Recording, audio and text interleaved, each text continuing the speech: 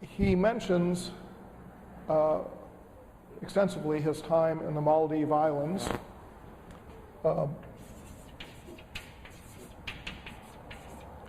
Which are in the Indian Ocean, a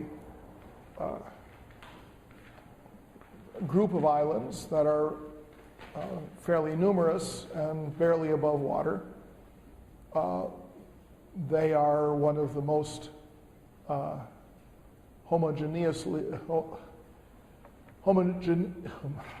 one of the most same areas of the world in terms of religion.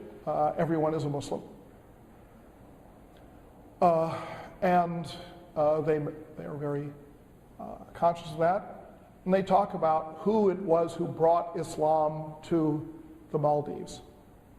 And they say it's Abul Barakat al-Berberi. This could be the word Berberi. In Arabic script, that's a B here, that little thing.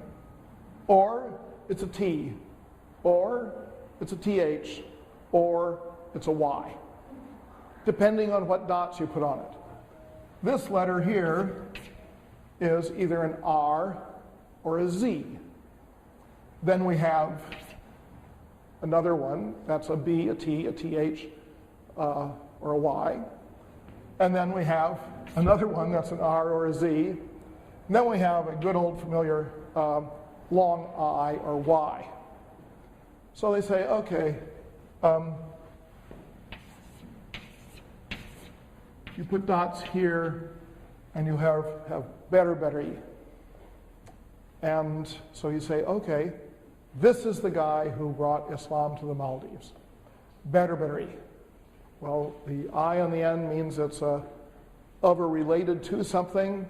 So of or related to Berber. So he must be a Berber. You know, and Ibn Battuta, coming from North Africa, would have recognized this fellow Moroccan, at least by reputation, as the person who brings Islam to the Maldives. And you can't deny that Moroccans ever got to the Maldives because Ibn Battuta got to the Maldives. So you'll find a number of historical sites that specifically say the Maldives were converted to Islam by a Berber from North Africa. Now, someone else does it and puts and adds something here and makes this a B, this a T, and an R, this a Y, and this is Z. They say, I'm sorry, it's wrong. This is the T, this is the B.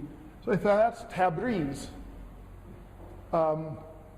All you do is change the dots around and add a little tooth. That's what's one tooth between friends. And you go from Berberi to Tabrizi.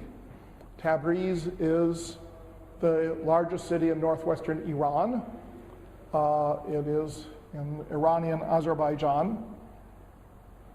And so you will have other historical sources, sources here in, that's in quotes, I mean, I'm talking about modern conjectures about all this, that say that an Iranian from northwestern Iran made his way down to the Maldive Islands in the middle of the Indian Ocean and converted the people to Islam.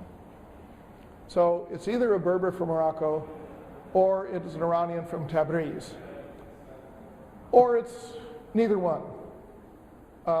And you know, if you checked neither one in the box, you probably came out right, because there is a city, a seaport in Somalia that you can easily find on a map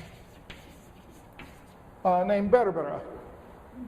And it is, to my mind, virtually certain that a Somali seaport right there on the Indian Ocean is where Mr. Berberi came from. Now, the point of this of this exercise in Arabic spelling is that when you have but one source and you have no, incidentally, the source that Ibn Battuta cites was an inscription in which the dots were not, apparently not written, and the inscription has lasted through the 19th century and then disappeared, so nobody can see it anymore. But when you're dealing with a single source and you make an inference as important as what are the trade or travel patterns of people in this late medieval period in the Indian Ocean, you really have to be fairly careful. And being careful is something that I don't think the author of this chapter was. I don't think he devoted as much care to the precision of the writing as he should have.